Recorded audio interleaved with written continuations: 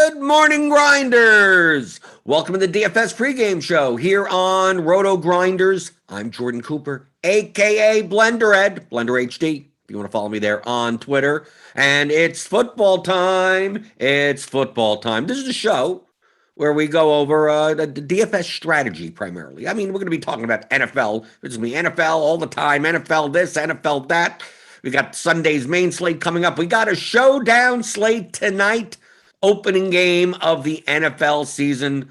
So we talk about the tools. We talk about the projections. We talk about the strategy. I answer your questions in the YouTube chat. I see you guys here this morning. Sterling Woods, Real Life Pitcher, DFS Voodoo, Card Fan, Suki Singh, Joe Mack, Doug Montgomery, Daniel Hutchins, Adam Bear, Matt Mears, Colin Lawson, Tim Light, Gio Sarceda, Con Campbell, Julian Wilson. Good morning. Hit those thummy thumbs on your way in the door. Right? Give me those thummy thumbs. They help us out a lot. Hit the subscribe button if you're new here. Hit the notification bell to know when we go live on this channel. So tonight, Cowboys and the Buccaneers. Showdown. It's showdown. And to play showdown is a much different game than playing the classic slates. Okay?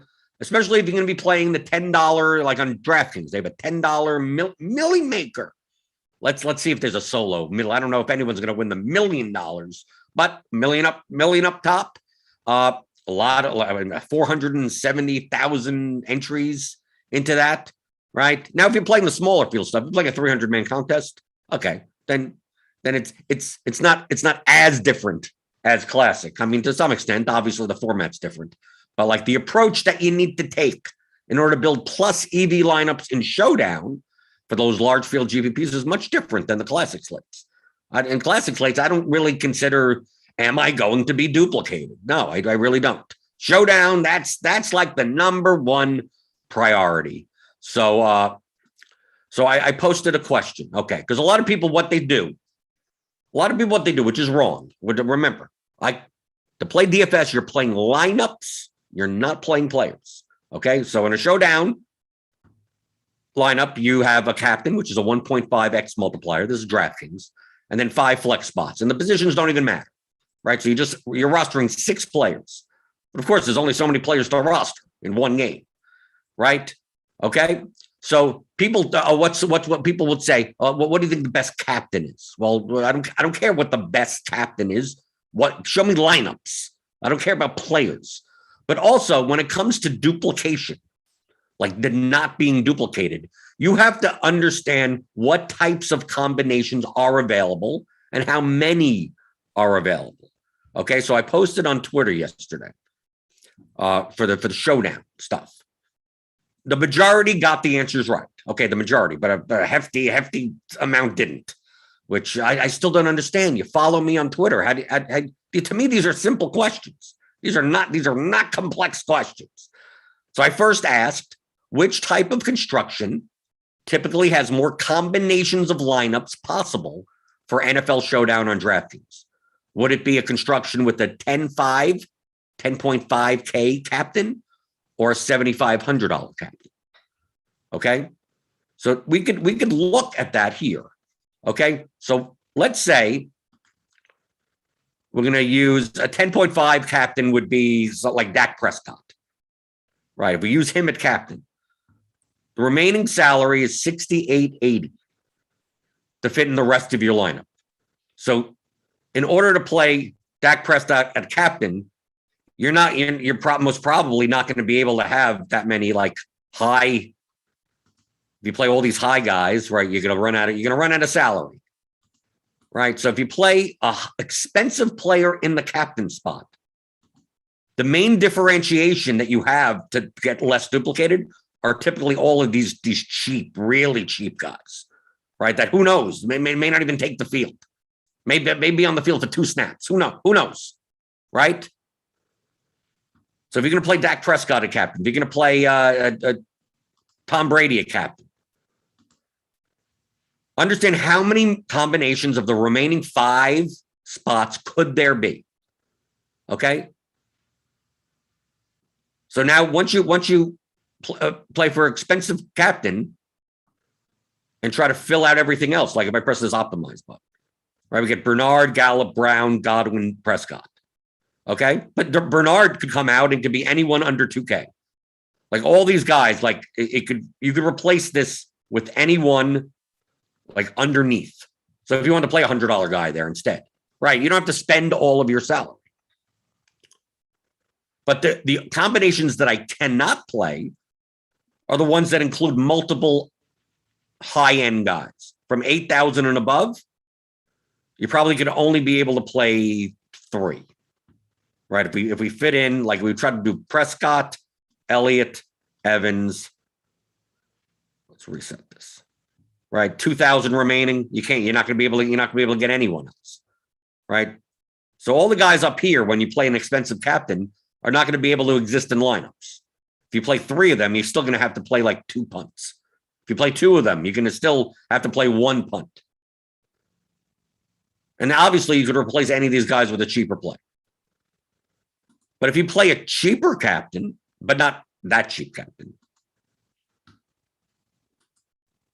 like if we play Antonio Brown as captain, it was $8,400 in the captain spot. You have a remaining salary of $8,300 per spot. So you can play Tom Brady, Dak Prescott, Zeke Elliott, still $5,200 per slot. I don't think you could play Mike Evans there. No, you still can. Remaining average, $1,200 for your last spot.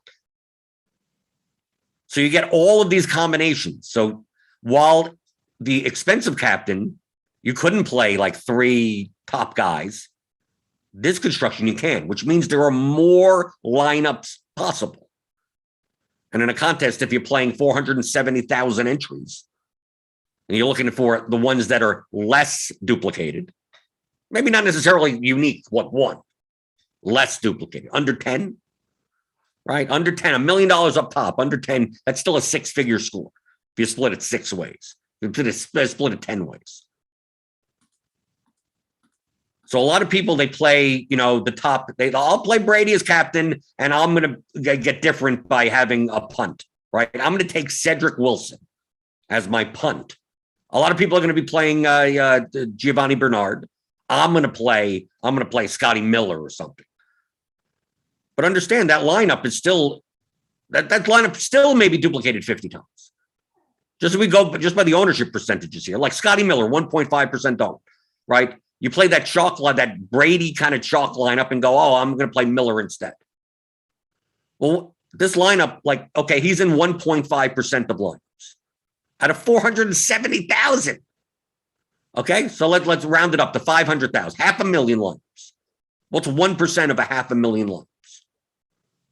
5,000 lineups. It's 5,000 lineups that Scotty Miller is going to be if he's 1% owned, and there's 500,000 entries.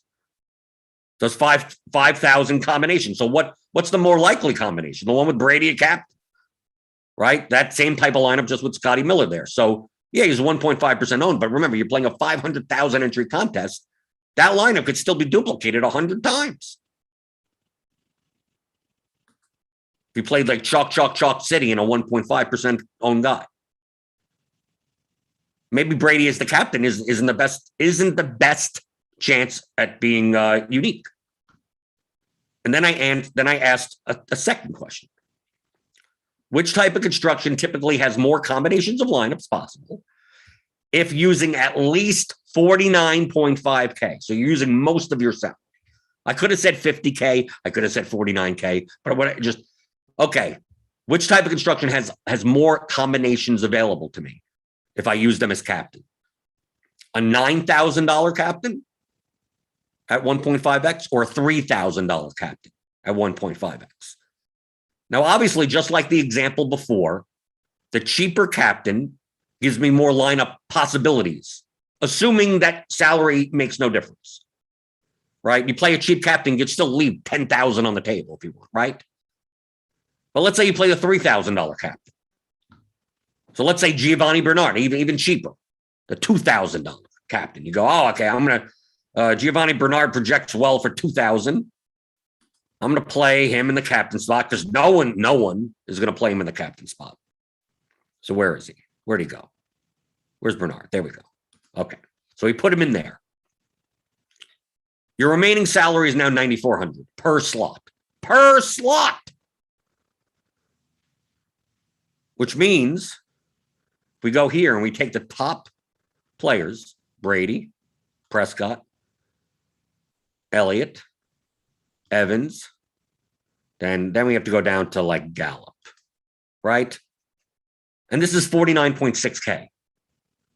So if I have Gio Bernard at captain, how many combinations are there where I'm spending most of my salary? Not as many as you think, right? Because pretty much it's Gallup or above. Or you're playing Brown. You're playing, instead of playing there, you pay up somewhere else. Right? I don't play Evans, but I play Godwin. And then I play Brown or something like that. 48 foot. You're not even spending. That's not even 49.5K. So a lot of people try to get sneaky and go, well, I'm gonna play one of the punt level guys, right? A kicker, a defense, those types of things. But then they also spend all their salary. So if you play Giovanni Bernard at captain, maybe Giovanni Bernard at captain. Let's just say at captain, he's 0.5% owned at captain. It's still 500,000 lineups. What's 0.5% of 500,000? Right? 50,000 is 10%. 5,000 is 1%. 0.5%, 2,500. So there's 2,500 lineups in there that have Giovanni Bernard as captain. There's way less than 2,500 combinations of possible if you spend all of your salary or most of your salary. So you think you're getting sneaky, but in fact, there are more combinations of Tom Brady at captain that are more likely to be less duplicated. I mean, that many will be duplicated than there will be for a Giovanni Bernard captain. But people think that this is the more unique lineup. Right? People think that I'm going to play a 0.5% on captain, spend all the salary or most of it. Who's playing that lineup? Well, 100 people. Most people spend most of their salary. So if you're going to play a cheap captain, well, leave 5,000 on the table then. Now, if we don't take salary into consideration, there's way more lineup possibilities. Like I said in this question, that's why I put in the salary. If you take out the salary and it's how many combinations possible, the more than any other combination, because you could leave 30,000 on the table if you want.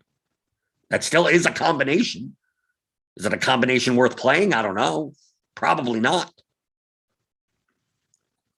So when you're strategizing on the lineups that you're building for this showdown tonight, or in showdown in general, start thinking about how many lineups are possible. Now, a 0.5% owned captain, and you're playing a 500-man, $100 contest or something, or high stakes or whatever. Even if you're playing a 5,000 entry contest, I think the 180, like the higher stakes kind of multi-entry one, I think it's 100,000 the first, $180 entry. So 5,000. Okay, so there's 5,000 lineups. What's 0.5% of that? 25 lineups. Okay. Now these lineups may be more of a chance of being unique, or at least duplicated only once or twice or something. But for the large field stuff, you think you're getting sneaky, but you're not. You'd have to get even more sneaky and go, I'm going to leave 7,000 on the table and still have Giovanni Bernard as captain. And then you have to compare that and go, is that even worth playing? So when you build lineups, think in terms of that. How many lineup combinations are possible because of the salary constraint? So, I'm not saying that you can't play Tom Brady captain lineups. If you're playing a Tom Brady captain lineup tonight and you're using all of your salary, welcome to Dupe City. Welcome. It doesn't matter if I'm playing Scotty Miller there. So hundreds of people will do that also. If you're going to play, Mike Evans in the captain spot, right? Well, I can't even put him in there in the captain spot, and then Brady on the other side, right? Let's say we do that. So let's say we're playing Mike Evans at captain. Most people will correlate with Tom Brady. So now you see here the remaining average of 6,250 per slot. If you wanted to, you can make a calculator. You could do this in Excel. Calculate how many, if I did this, if I put Evans a captain and Brady at quarterback, how many combinations of the player pool fit? The remaining salary is $25,000. How many combinations are there that could make $25,000 at most? If I put Godwin in there, obviously Godwin is cheaper. Godwin at the captain. Well, now it's 25.9 for the remaining 4 slots. So that will open up some more lineup combinations. If you put Brady up there, and let's say you put, let's say, because a lot of people will do this. They'll play both quarterbacks, right? Maybe they put Amari Cooper captain or something, right? Not going to be a popular captain. Then you put 2 quarterbacks. Now you have 3 slots available for $15,800. Well, how many combinations are there? If both quarterbacks are going to be insanely owned, and Cooper's not going to okay, he's going to be plenty owned. Like, how many combinations of those 3 spots are there? Not as many as you think, especially in the large field stuff. So you're like, well, I'm going to get different by playing Scotty Miller, or something. OJ Howard, Cameron Brate, Cedric Wilson. I'm playing Cedric Wilson in that spot. And then, okay, it's fine. So we're going to play Cedric Wilson, whatever. Let's see. So we're playing Brady. Let's go to Cedric Wilson, right? Oh, he's going to be 1.5% owned. Oh, that's the way I get. Okay. Now I have 73 per roster spot. I'm going to fill this out with, let's see. Brady, you probably want a Tampa Bay wide receiver. You take Antonio Brown. You have 9,000 left. You take Chris Godwin, right? You play a lineup like this. 49.6.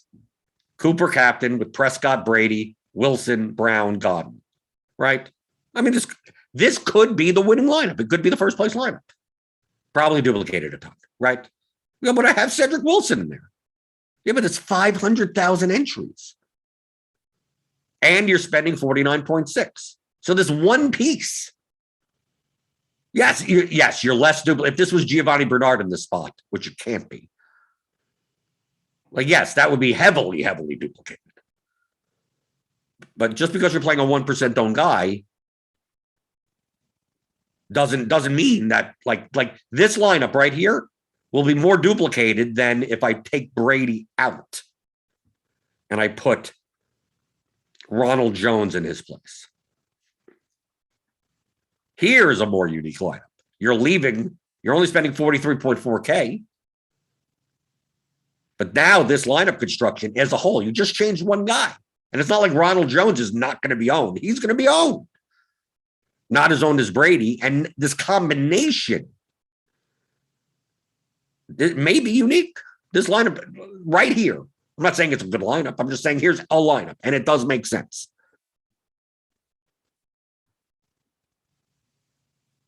So that's what you should be thinking about when you play these large field GPPs on DraftKings. On anything, on any, you should be thinking like this for any sport slate that has a limited player pool and has contests that are very large. So that's MMA. That's PGA on very small field events. Like they have these invitationals. There's only 24 golfers, 36 golfers or whatever in it. That's how you should be thinking. How many lineup combinations can I make with certain combinations of players? So when you're thinking of, oh, I'm going to play a captain. It's like, well, how many lineup combinations? If I'm going to play, because you're going to start putting players in your lineups. Right? So if like, oh, I want to play Chris Godwin a captain. I'm going to play Evans a captain. Most likely you're playing the quarterback with. I'm going to play Ronald Jones. Oh, I'm going to be sneaky. I'm not going to play Brady. I'm going to play Ronald Jones at captain. Right? Or Leonard Fournette. Play Ronald Jones at captain. And then I'm going to play, not going to play Brady. I'm going to play Dak Prescott. I'm going to obviously pair Prescott with like Amari Cooper. Maybe they're running there. Maybe they're passing the ball. So CeeDee Lamb. So you get here. So you have this core of a lineup, and you go, okay, this makes sense. You have 7,750 per roster slot left. So you go, oh, now I'm able to get, I mean, you can play Brady in this lineup. I'll play Brady, right? And I have 4,300 left, and you play kicker, right? Let's see, suck up's 4,000, and you go there. Ronald Jones has a 2-touchdown game or whatever. Brady throws a bunch, but to a million different people, so none of the receivers really get there, and the Cowboys throw the ball a bunch. And you go, oh, I'm going to be unique. No, this lineup's going to be duplicated like 20 times. I mean, we went through it all, and you're just like, well, how is this lineup going to be duplicated 20 times? Because it makes sense, right? If you didn't play Brady here,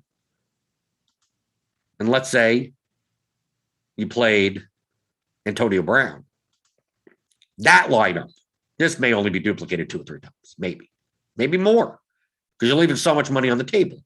People are more likely to spend their salary. So even though you seem, when you play Jones and the captain, and you put Brady there, and you go, oh, this is unique. No, it's not unique. Oh, but these guys are going to be 1% or what? Yeah, but of 500,000 entries. 1% owned of 500,000 entries is still 5,000 entries. Still 5,000 entries. So the number 1% sounds good, but it really isn't.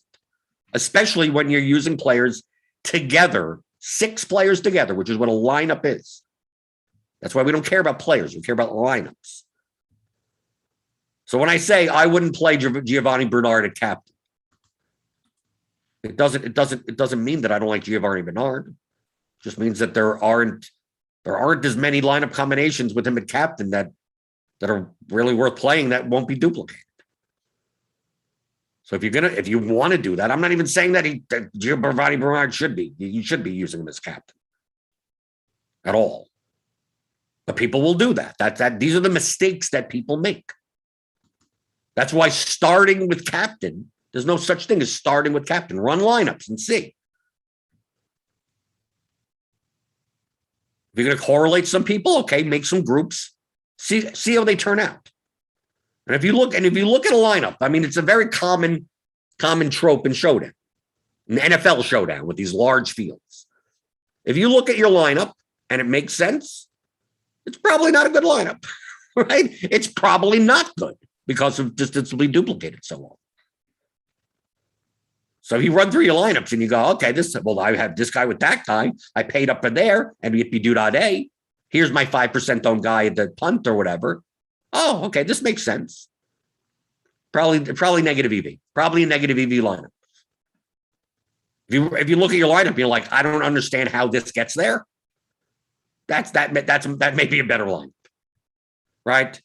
Play a lineup with no quarterback in it, right? Maybe it's all the touches. You play a Zeke captain, and you play Ronald Jones and Fournette in the lineup. Oh, okay. Does it sound like a good lineup? No, it sounds like an awful lineup. Doesn't sound like a lineup I'm comfortable playing. The more uncomfortable you are, the higher the EV the lineup is, probably. Just due to the least amount of duplication. So those things, that's the number one thing in these types of contests. Now, you go to Classic, we're not thinking like that. Duplication is like 47th on the list, right? It's going to be there, but you're probably never going to get to it. Okay, I built this. Okay, will this be duplicated? I mean, you're never going to get there in a Classic slate for 13 games. 2 or 3 games, maybe. But for Showdown, you start with that. That's number 1 on the top. Like I said, for large field GPPs. But even for small field, if you're playing 300, 500-man contest, you still have to think about duplications. It's like, I'm just going to play my cash lineup in there. That's kind of pointless. That probably is going to be duplicated 20 times, even in that contest. Do you have to get as crazy? Leave 10,000 on the table. Play Cameron Braid in the captain spot. No, you probably don't. Unless that's what you want to do. But for the large field stuff, you're playing. It doesn't matter how many lineups you're playing. I'm playing one lineup and one $10 lineup into the large field lotto million maker, whatever. Play a nutso lineup. Give yourself a shot. Give yourself a shot at winning money, not cashing. Or when you win, that you win. But when I win, it's a 7 million way tie, and I win $3,500. Like, yeah, that's nice once, but like long term, that's not profitable. Now, if you make a lineup and you think you're unique, and you end up being duplicated 120 times, then obviously you need to work on figuring out how unique you're going to be. And if you win anyway, you still should be pissed because you made a mistake. That's happened to me plenty of times. I make showdown lineups and I'm like, okay, I think I'm good. And I see a couple of my lineups where I have a 160-way duplication. I go, okay, well, that lineup sucks. It doesn't matter if it gets there or not. It's like I made a miscalculation. Those are bad lineups.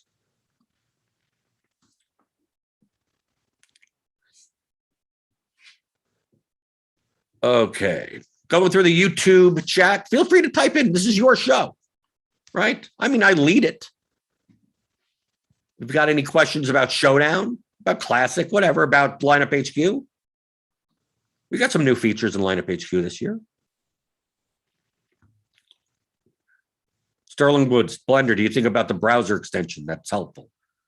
If you want to use the RG browser extension on the lobby to see, calculate rake or do anything like that, I don't use the DraftKings desktop site, so I don't really use the browser extension. Like the only thing I do on the DraftKings site in browser on a computer is just upload a CSV. So I don't even enter contests on their lobby screens on desktop. I do that in the app, on the phone app. But one thing I want to show about the Lineup HQ, maybe it's a feature that I'm excited for that maybe other people won't be using, is that we now have the ability to aggregate projections inside of Lineup HQ. Okay? To me, this is a big advancement, for especially for someone like me. But I know there's people out there that make their own projections, or they look at multiple projections, right? Or they subscribe to the Blitz. So we have Derek Hardy's Blitz projections. So I have them loaded in here. But we also have RotoGrinders Gridiron IQ projections. In the past, you could just use one or the other, right? Right? Subscribe to Number Ball. They have their projections available here. If you subscribe to that, you could download another projection set and upload it into here also. You could have always done that. But let's say I go here and I go, well, I think Derek Hardy's great. I want to use his projections, but also I want to even things out because maybe there are some outliers in some projection sets and not in the other. Well, I could aggregate them. I could add sources, so I can upload my own, and that'll be in the list. And then I could use that list to weight the projections and make an aggregate set of them. Okay, so right now, obviously, I have the Blitz selected at 100%. But let's say I want even weight between the Blitz and the Gridiron IQ projections. Let's say you have your own projection set. You're going to do 33, 33, 33, right? Evenly. Or you want to weight one more than the other. Oh, I want to weight Derek Hardy's at 70 and the regular Gridiron IQ one's at 30. You could do that also. But let's say it's 50-50. Okay? Okay, so I want to aggregate them both together equally, right? And I save my projection set. You call it whatever you want. I'm going to save it. It's called My Aggregate Projections. So basically, that's what it's going to do. It's going to average everything out. So there we go. My aggregate projections. So I could use this. So you click on the button, say use this. It's going to flip it over.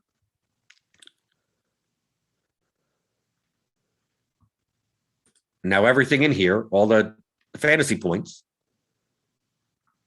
and the ownership. I mean, if you want to include ownership in your own, they're tied together.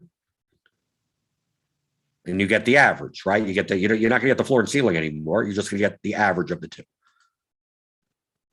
So if we take a look, for instance, like let's take a look at running backs. If we go back to, let's say, let's do Marquez Callaway. That's a good one. That's one that there's a discrepancy on. So we go to Callaway, right? Callaway's now at 12.32. Okay, so remember that number. That's the aggregate. So I'm going to go to the gridiron IQ projections.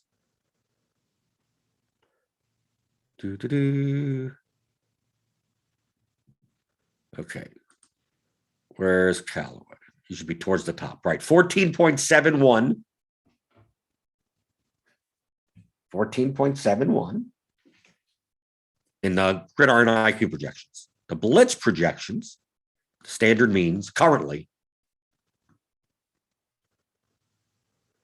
have Callaway lower.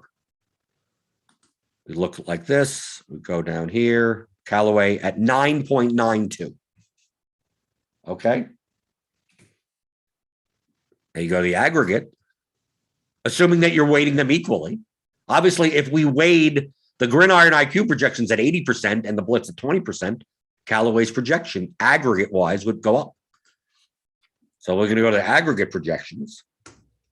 So 14.71 plus 9.92 equals 24.63. 24.63 divided by 2 is 12.31. And then we go here. Where is he? Go here. Here's Callaway, 12.32, right? 12.31, and it's rounded up. So there you go. You have an aggregate set of projections. The only, if you're going to use this feature, like just caveat, you're going to have to do this anytime that the projections are updated. Okay? I believe. Maybe I'm not too sure. It would be great if you didn't have to. Okay? I'm just going to assume that you do. So it's not going to do the aggregate. Like it's creating a projection set for you. So if you want to make a timestamp or something, if you want to name this, like right now, it's Thursday at 11:30 a.m. But tomorrow, Cardi may have an update for the Blitz. The Gridiron IQ projections may have an update. Now, this is not the type of thing that you should be updating every 2 hours. But like if you want to make adjustments on Sunday, let's say you made this aggregate projection set Saturday afternoon. And then in the Sunday morning, there's some adjustment. Someone's in, someone's out, who knows, inactives. And you're like, okay, well, I'm going to rebuild based on that. Well, if you're still rebuilding on your aggregate projection set, it's from Saturday at 3. You're going to have to redo it, right? You're going to have to go back in and have it re-aggregate those projections. That's what I believe. I believe that's how it works. If it doesn't work that way and it did it automatically, that would be great, but I just don't think it works that way. So there you go. And if you don't want to use your aggregate projections, you want to go back to, you can go back to anything you want. Right? Right? You can make another one. So I'm going to go back to the standard mean projections over here.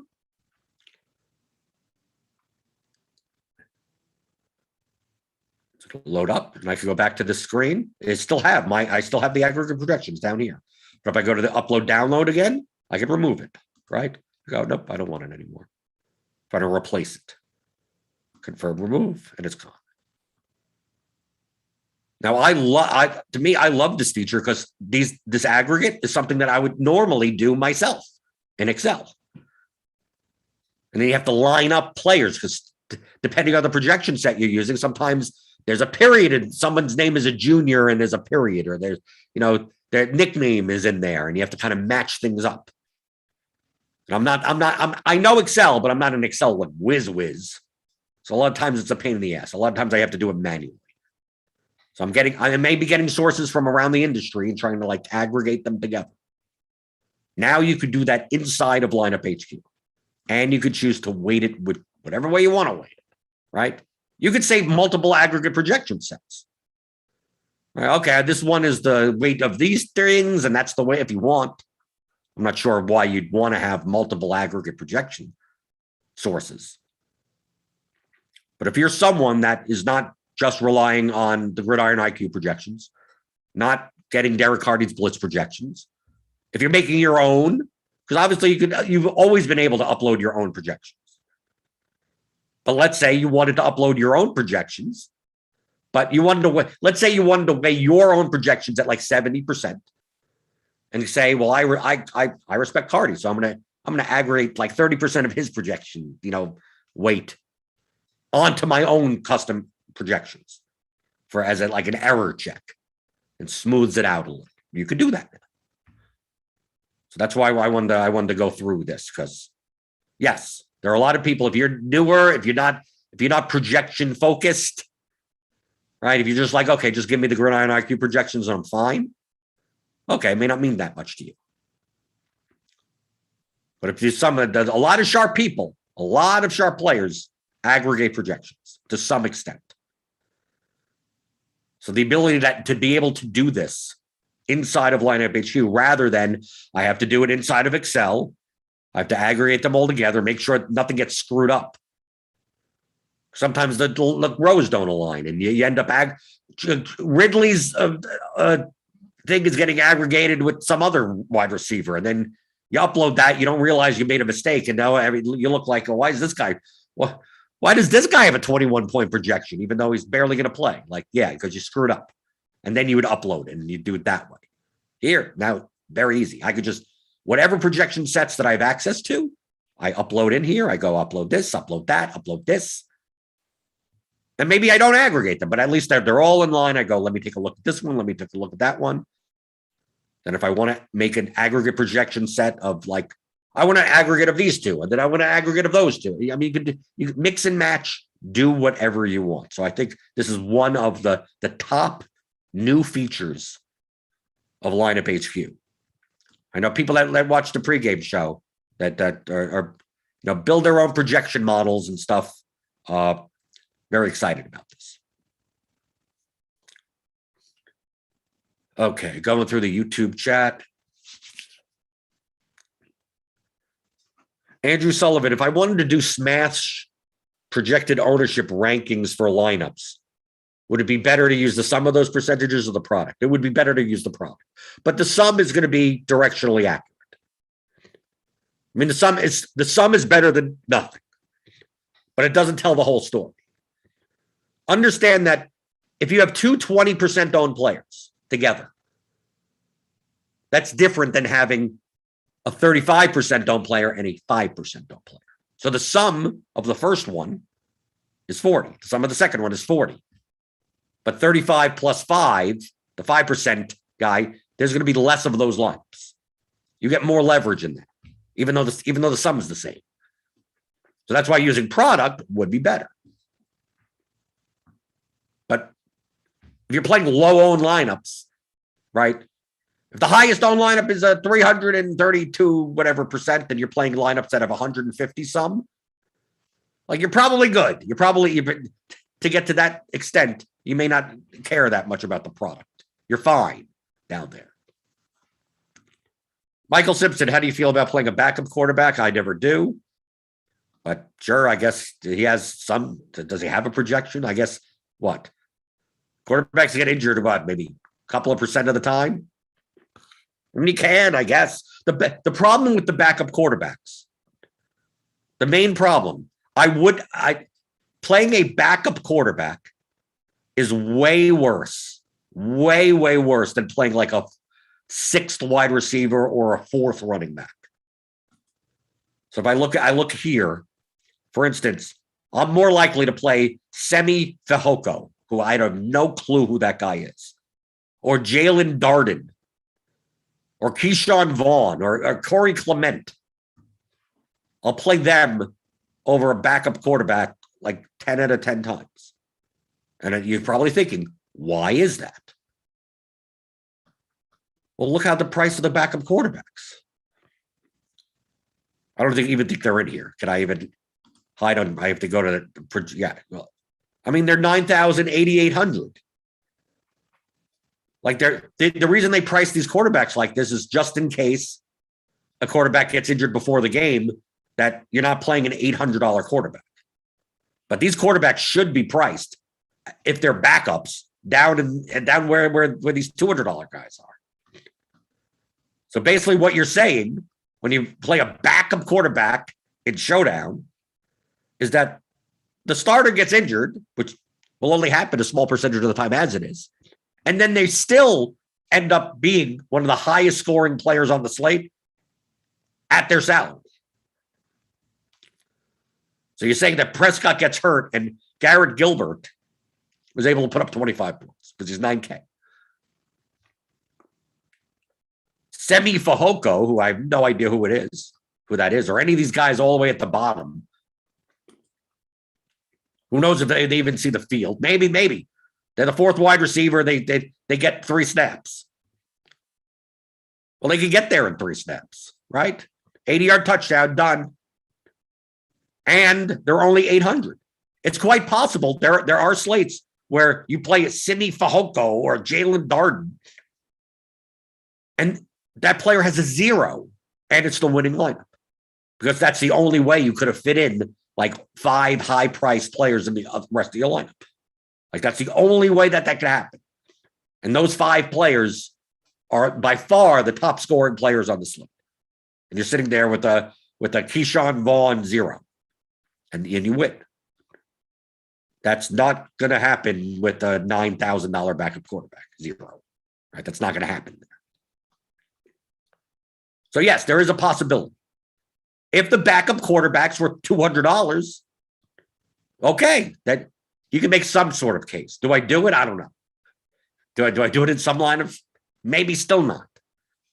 But at least you're giving me a case there, because a 0 for a $200 player in a lineup that spends all their salary, and that's the only way to get there, could actually win. When you're playing a backup quarterback at 9,000, you need to hit runner in order to even get there. They have to get injured. That quarterback has to come in, play well enough to put up a top 6 score. And a top 6 score at a price and beat out that score of all the other players below him. Which is like everyone, he has to be able to beat out Godwin, Cooper, Lamb, Fournette, Gallup, Antonio Brown, Gronkowski, Jones. I mean, what's the likelihood of that happening? The only time it happened in recent memory is that Mariota slate last year. I still think it's too low percentage. I still think that lineup is minus EV. But sometimes it does. It happens.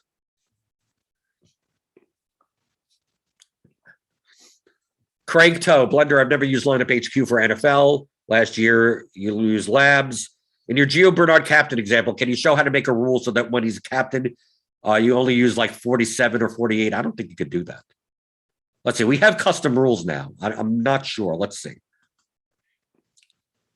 We have custom settings. Let's see. Can we do that with this? No, we can't do it with salary. That'll be added soon, I guess. Right. No, you're not going to be able to make a rule like that. A salary-based rule. Make a rule so that when he's captain, you only use like 47 or 48% of your salary. I guess you could hobble together something. You could use player groups. So, for instance, I'm not saying this is the best way to do it. The better way to do it is create a rule that literally just says that. When Gio captain, salary max 48K. Like you should be able to do it in the custom ones, but you can't. The way that you would put it together is use Gio Bernard captain as your conditional player, right? And then find whatever, in order to not use 48K in salary, you're like, well, Brady, let's say, like you put Brady, Prescott, Zeke, like the highest priced players or something, right? You do Godwin, Evans, Cooper, Lamb. So you have to do some type of calculation or whatever. Like, in order to get under 48K, like you can only use at most like 2 of these players or something, or 3 of these players. And that'll force you under, right? If you can only use, 3 out of the top in the rest of your lineup, it'll force you into 2 cheaper players or something. So you have to figure out where that salary line is. Obviously, you're not setting it by salary. You're trying to figure out what salary constructions are over 48K and avoiding those. So that's a way to kind of piece that together. So there is a way. So it's not necessarily the best way.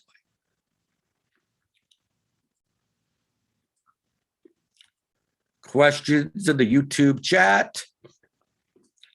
Clint Friday says Garrett Gilbert isn't even on the roster anymore. Okay, so don't play him. There you go. Who's the backup quarterback for who's the backup quarterback for the Cowboys? Who is it? I don't even know. Kyle Trask, Ryan Griffin. Well, I'm just showing who's in the player pool. So definitely don't play Garrett Gilbert if he's not even on the Cowboys roster as a backup quarterback for 9,000. Ben DiNucci?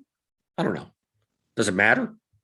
If it's not Prescott, the Cowboys ain't winning this year. So that's all that matters. Max Hankin, can you show how to make if Ronald Jones captain, then Buccaneers D gets a boost in projection in lineup HQ? No, we do not. Lineup HQ does not have correlation boosts. I wish it did, but it doesn't. You'd only be able to make a hard group on that. If Ronald Jones is a captain, right? Jones, captain, you could force in players. Right? You can make it, but it'll always happen. If you use exactly one player. If you do this, that means it'll be in all of your Ronald Jones lineups at captain. So no, there aren't correlation boosts in lineup HQ. At least not yet. There should be, but not yet. But you can make as many groups as you want. If you play, obviously, groups in Showdown, a lot of times the correlations are like change player. Like, okay, if I have Amari Cooper in the captain, I need to have Prescott in the flex, right? Because if Cooper has a big game, then he's the top scoring captain. Most likely, Dak Prescott is throwing the ball and getting the touchdowns also. So you can make those type of lineups. Or the type of lineups where the quarterback captains, right? You change player here, you go Dak Prescott captain, and then you put, if Dak Prescott's the captain, I need at least Cooper, Lamb, and Gallup. I need 2 of these guys, right? You're going to do that if you want. But it doesn't give a correlation boost. It just forces it in.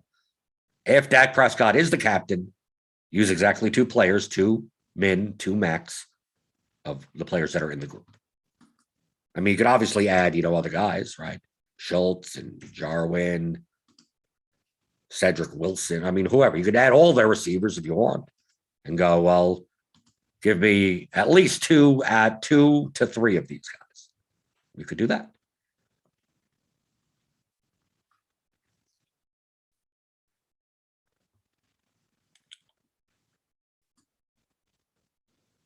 Craig Toe says, if you put 0 to 1, won't it use Bucks D sometimes and not other times? Yeah, but that would be just like anything else. Minimum 0, maximum 1. Well, that's every roster. So what's the point of the group anymore? Right? If I you understand what I'm saying? If I put in Ronald Jones here as captain, if I put anyone there, it doesn't even matter. Bucks D. Use at most 1 of these guys. Well, yeah, you're already doing that. It'll have a minimum of 0, which means it's not in there, or it'll have 1 of it. Those are the only 2 things that are possible. So the group doesn't do anything. This group just is going to sit here. It's like, well, it's the same thing as not having a group.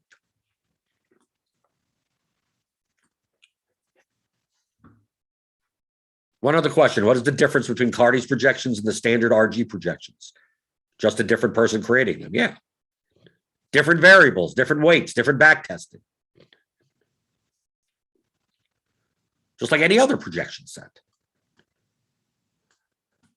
No projection set is perfect. If there was a perfect projection set, they would never. No one would. We would never know about it.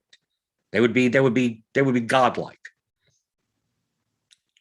But understand that median projections, one projection set, for instance, if I told you one projection set has an R of 0.84 and another has an R of 0.84, would you say that it wouldn't matter which projections you use? No, of course it would, because 0.84 means, you plot all of the players, everything that you do. One projection set may have one guy this way and another guy that way. But that line in the middle, that's how you gauge the accuracy of projections, how correlated they are to the actual results. You measure that in whole. That's why when people say, "Oh, the projection got this guy wrong and that guy right," like that doesn't exist. The weights and everything, the variables and how you put together projections doesn't care what the players are. It only cares about all the data and the variables that you put in. So you can't say that a projection was right on one guy and wrong on another guy. They may be weighted more or less on certain variables, and that'll come out with, obviously different projections for different people. But you can't. But you're not going to say, this projection set projects this running back worse than that running back, but he got that other running back right. Like that does you. It's not, projections aren't done player by player. They're done as a whole with a whole group of data. So when you're measuring the accuracy, one's 0.84 and one's 0.82. Well, I want to use the one that's 0.84. You know how marginal of a difference that is? And it doesn't tell you like in which direction on different players, because you're not going to be able to know that on a week-to-week basis. Right? Let's say you have a projection set that gets it perfect on 3 players and horribly wrong on 700 other players. Like, yeah, that's horrible. Right? It doesn't matter what 3 players they were. Why would I want to use those projections? They're so horribly off for anyone else. But they were right on those 3 guys. Like that doesn't exist.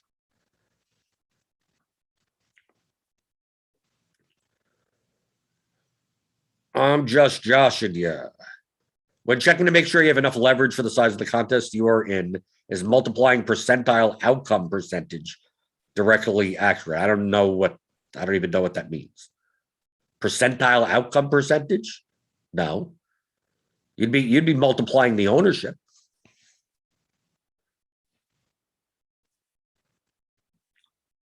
That's what you'd be doing.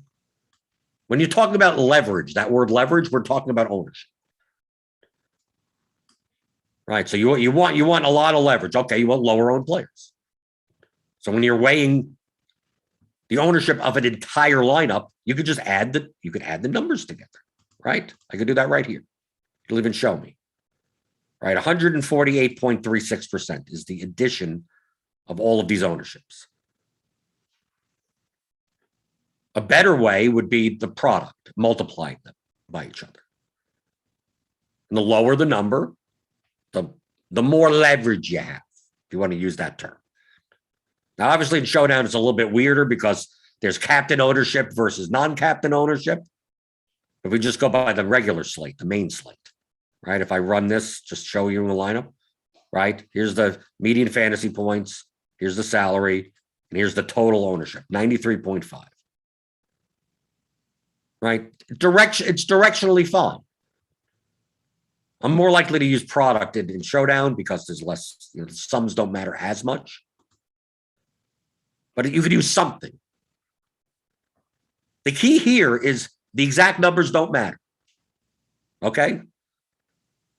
I feel people get way too caring about like how many less percentage points do I need per point? I don't know. Less than they were before. But the exact number, what does it matter? Is 93.5% enough? I don't know. Is it enough? Do you think it's enough? Run lineups and see. If I'm going to build 100 lineups here and go, Okay, what do the chalky lineups look like? They have a total ownership of 8 million or whatever, 180%. So can I play a lineup that's 110? Well, is it lower than 180? Yes, then play it. Directionally, you're accurate. Directionally, you're correct. Okay, the top optimal lineup is 180%. I'm playing the Millie Maker with 1 million people in it, and I'm going to play a lineup that is 1 point lower projected and only gets 1 percentage point in ownership. No, you shouldn't. No. Yes, you're right. It's lower. It's not low enough. And then you look at a lineup, and it's like, this lineup, it projects for 20 points median and has a total lineup ownership of 2% because you're playing all 0.1% owned guys. It's like, yeah, you got tons of leverage there, but you have no projection. You ain't going to win with that. I don't even know if you can. How are you going to score points? Just raw points wise. But don't focus on the exact number. Oh, should I do the sum or the product? No, you're doing it in relation to other lineups. The exact number actually means nothing without a baseline. Different slates have different numbers, right? Different ownerships, right? You can have a slate where there's 3 guys that are 60% owned. You go, should you play any lineup that's 180% or more? Probably not. You probably shouldn't be playing all 3 guys together. So any lineup underneath 180 is obviously better than the lineups that have 180. What exact number? I don't know. You'd have to run simulations to even see that. And even then, you'll find lineups that have 167% total ownership that are highly plus EV. And lineups that have 110% ownership, be half of that. You go, well, why is that the case? Well, that particular lineup, the way that one's built.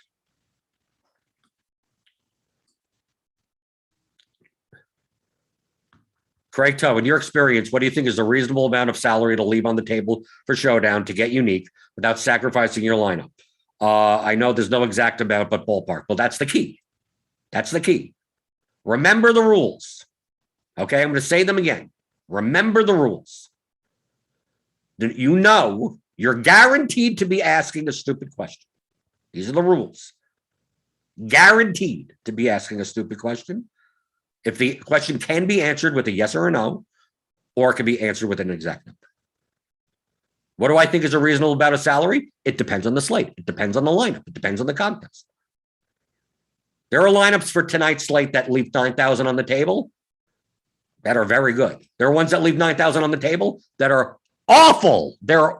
I would not play them in a million years. Same amount of salary left on the table. There are lineups that spend almost all of the salary. Almost all of it. 49.6, 49.8, maybe some 50,000s. There may be some 50,000s that are really good, are barely going to be used, right? Probably not the 50,000 ones, but maybe 49.5-ishes that are fine. They're great. There are 49.5 ones that you shouldn't touch with a 10-foot pole. They're going to be duplicated 1,400 times. So how much salary do you leave on the table? Right? Do you play a 49.5 lineup or do you play a $41,000 lineup? Well, there are $41,000 lineups that are playable, and there are 41,000 lineups that are not playable from a duplication and projection standpoint. And then there are 49.5 lineups. There are a lot of 49.5 lineups that are going to be way too duplicated. But there's also 49.5 lineups that aren't. Right? So how do I answer that question? How much lineup do you leave on the table? Well, it depends on the lineup. So once I say it depends on the lineup, that's why you can't ask how much. When people ask about total cumulative ownership percentages, they'll go through past like Millie Maker winners or whatever. It's like somewhere between 80 and 120. So they go, okay, so I'm going to go into lineup HQ and I'm going to set no more than 80 and no more than 120, no less than 80. Like, why the hell are you doing that? You do that at your last resort. If you find a range of lineups that you want, and it's like, okay, let me get as many of those as possible. Sure, you could use that. But there's no magic number like that. If you do that from the very beginning, you're just limiting yourself to so many lineups that could be better than the ones that you're making. Maybe there's one that's 132% that is really good. Maybe there's ones that are 72% that are really good. No, they're probably not ones that are 200% because probably way too chalky at that point. But once you try to come up with this number out of nowhere to start with, like all it does is pitch into you whole into not looking holistically at lineups, not numbers, not players. Oh, should I play this lineup? It has 149, whatever, and whatever like that. And I look at this lineup and I go, probably not going to play that in cash, right? Based on the blitz projections or whatever. You also have to rely on the fact that the ownership numbers are correct. If you're off on the ownership numbers, now you're in trouble. Now you start getting into big trouble. That's why doing it now, especially like for Sunday, we have some guys in our ownership here. Some guys are like way off. Rondell Moore is not going to be 3.4% though. He's just not. It's going to be 10% though. And how does that affect the rest of the player pool? So even doing that calculation now is not even going to matter. These are things to do to help you be more directionally correct. Okay? So when I'm using the term directionally correct, that means the exactness is not important. Okay? The concept that you should know is the more salary you leave on the table, the less likely you do. Only because human psychology and the rest of the field tends to spend more of the salary. But that doesn't mean that there's not a 49-4 lineup that's good. It doesn't mean that a 4K leaving 10,000 on the table is good either. There may be a lineup that's 47,800 that's duplicated 200 times tonight. You go, well, I left $2,200 on the table. Well, that lineup was bad to use. And then there's another 47-8 lineup that only 3 people have. Right? It's the same exact comment, same exact salary sum, but different players in it. Right? I could go through. I could probably make 47 to 48K lineups that in Showdown that is stone worst. Right? Right. I mean, I could go in there right now and do that. That leaves tons of money on the table. And go, nope, this is still going to be duplicated too much. So if I'm going to go in and I'm going to go into my build rules, right? I'm going to go into build settings and go, don't give me more than, right? I go down here. I set the go 48,000 as my cap, 42,000 as my floor or something, whatever, and give me all those lineups, right? Yeah, but you still could get plenty of bad lineups. Yes, some of these lineups, a lot of these lineups are not going to be as duplicated. You're right. If you were to do this directionally, you'd be fine. But you're also going to be leaving yourself out of a lot of lineups that could be good. If you don't mind that, if you don't mind the trade-off, then fine, then do it that way. That's fine. It's more likely that you'll find less duplicated lineups in this range than you would in, I'm going to play, 49,000 to 5,000, 50,000. And go, I'll give you all those lineups. Right. These more of these lineups are going to be duplicated. A lot more of these lineups are going to be duplicated. But it doesn't mean all of them are bad. A lot of them are. And it also means that, I'm going to leave all the money on the table. I'm going to make sure my highest line is leaving at least 7,500 on the table. There's plenty of bad lineups there also. But there's also, you're more likely to get non-duplicated lineups or less duplicated lineups. But you're limiting yourself of getting other lineups that may not be in that range that may be better. So that's why I don't like answering questions like, what number it is. But it depends on it seriously does. It sounds like a cop-out, but it does. It depends on the individual lineup. I'm sure. I know Daniel Hutchinson's here, Nerdy Tenor. You could probably go through. He's going to go through what Nerdy Tenor is going to do. He's going to spit out all possible lineups, right? Which is you could do on Showdown. It's quickly, right? Classic slate that may take a while. So he's going to spit out all possible lineups and then take the blitz projections, the range of outcomes for all of that, and then run 100,000 million simulations of all that. And then see what the scores of all the lineups are and everything in each instances. And weigh it towards the, he's making 473,000 lineups for the $10 Millie Maker. So it's like, okay, now he has the 473,000 lineups simulated in here. And then he runs the contest, 10,000, 18,000, million times. Who knows? Who knows how long, how many simulations he runs. And then sees what the expected value of those lineups are.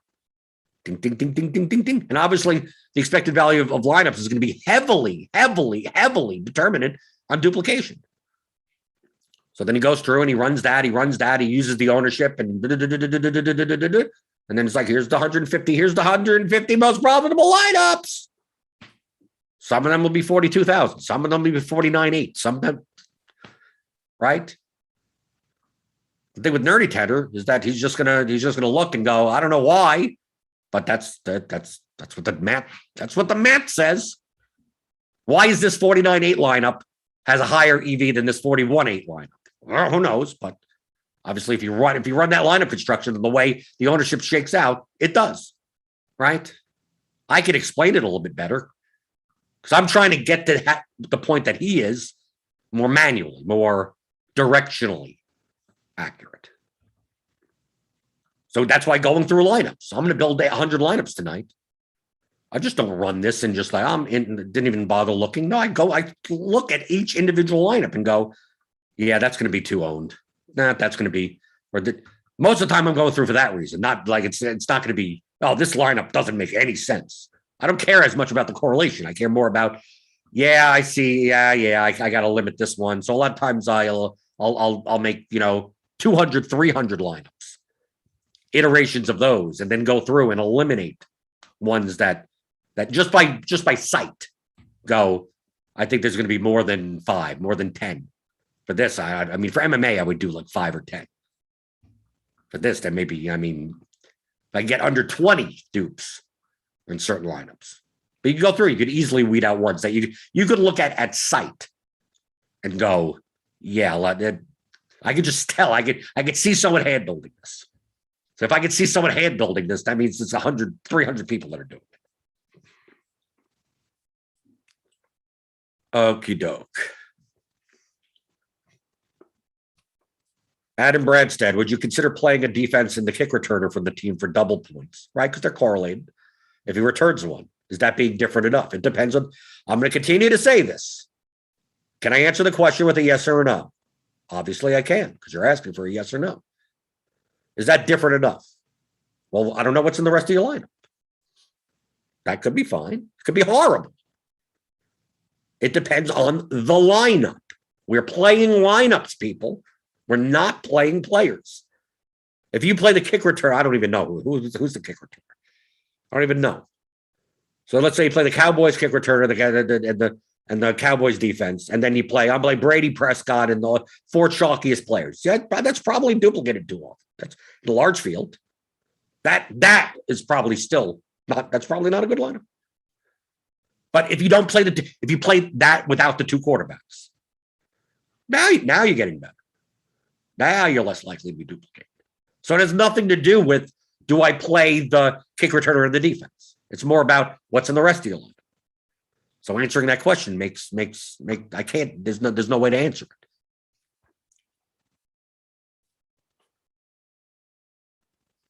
Daniel says he does 500,000 sims. So there you go. 500,000. Okie doke. Hit the thumbs up button on your way out the door. Hit the thumbs. We'll go over some of this. We'll have this in Results DB tomorrow. We'll go over that tomorrow. We'll get Casual Friday tomorrow. We'll go over, probably Sunday slate stuff, whatever it is. Whatever it is you want to talk about NFL, DFS, strategy. That's what I do.